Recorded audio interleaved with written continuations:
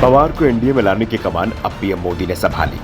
दीपावली से पहले महाराष्ट्र में बनेगी नई सरकार, शिंदे की विदाई की स्क्रिप्ट हुई तैयार। दीपावली से पहले एनडीए और इंडिया गठबंधन में होगा बड़ा बदलाव। शिंदे की अगुता के फैसले से ही पहले चली जाएगी कुर्सी। महाराष्ट्र की राजनीति में अक्टूबर में बहुत बड़ा कुछ होने वाला है और इस सियासी सरगर्मी के बीच सभी की नजरें टिकी हुई है एनसीपी चीफ शरद पवार पर। पवार क्या करेंगे और सबसे बड़ी बात कि वो किस ओर जाएंगे। दरअसल इस समय एनसीपी को लेकर मामला विधानसभा स्पीकर के साथ ही चुनाव आयोग में भी चल रहा है। चुनाव आयोग असली और नकली एनसीपी को लेकर सुनवाई कर रहा है। अजीत पवार और शरद पवार दोनों ही खुद के गुट को असली एनसीपी बता रहे हैं। तो विधानसभा स्पीकर को पवार गुट की ओर से अजीत समर्थक 41 विधायकों को अयोग्य घोषित करने की याचिका दी गई है।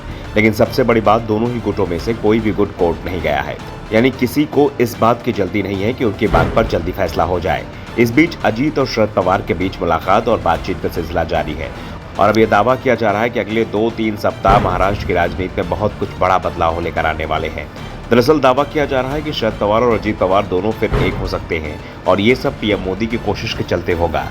पीएम मोदी शरद पवार को अपना राजनीतिक गुरु बता चुके हैं और दावा किया जा रहा है कि पीएम की ओर से शरद पवार को एनडीए में शामिल होने का न्योता दिया जा रहा है। पवार को इस पर फैसला करना है। इस बीच निर्दलीय विधायक रवि राणा ने भी दावा कर दिया है कि शरद पवार बीजेपी के साथ आने वाले हैं और बदले में बीजेपी अजीत पवार को राज्य का सीएम पद सौंप देगी। वैसे भी सुप्रीम कोर्ट के निर्देश के चलते एकनाथ शिंदे का सीएम पद कभी भी जा सकता है।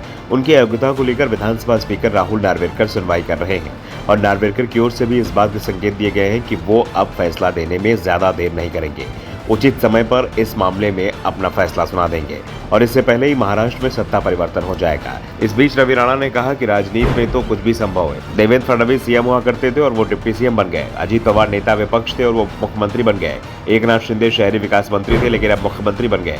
इसलिए ये कोई बड़ी बात नहीं है कि अजीत पवार मुख्यमंत्री बन जाए। अगर अगले 15 दिनों में शरद पवार साथ आते हैं तो फिर अजीत पवार मुख्यमंत्री बन सकते हैं। दरअसल रवि राणा और उनकी पत्नी नवनीत राणा का शिवसेना उद्धव गुट के साथ राजनीतिक विरोध सड़क पर आ चुका है। उद्धव ठाकरे ने सीएम रहते हुए पति पत्नी को गिरफ्तार करा दिया था। नवनीत रवि राणा ने उद्धव के घर के बाहर हनुमान चालीसा पढ़ने का ऐलान किया था, जिसे लेकर जमकर राजनीति हुई थी। राणा को फडणवीस का करीबी माना जाता है और दावा किया जा रहा है कि लोकसभा चुनाव में नवनीत राणा बीजेपी की टिकट पर अमरावती चुनाव लड़ सकती हैं। वैसे रवि राणा जो दावा कर रहे हैं उसे लेकर तभी से चर्चा चल रही है जब अजीत पवार एनडीए गठबंधन में शामिल हुए थे। उसके बाद से चर्चा चल रही है कि दीपावली तक शरद पवार को एनडीए में शामिल करने की तैयारी है और इस ओर तेजी से कदम भी बढ़ाए जा रहे हैं। फिलहाल शरद पवार ही फैसला नहीं कर पा रहे हैं कि उन्हें किस ओर जाना है। पवार का पूरा राजनीतिक करियर बीजेपी के खिलाफ राजनीति करते हुए बीता है और अब उम्र के अंतिम पड़ाव की ओर बढ़ रहे पवार क्या अपनी विचारधारा समझौता करेंगे, इस पर वो फैसला नहीं कर पा रहे हैं। लेकिन अब कहा जा रहा है कि पवार ने कुछ समय मांगा है और वो जल्द ही इस मामले में फैसला कर सकते हैं। Bureau report, the Dhakad news.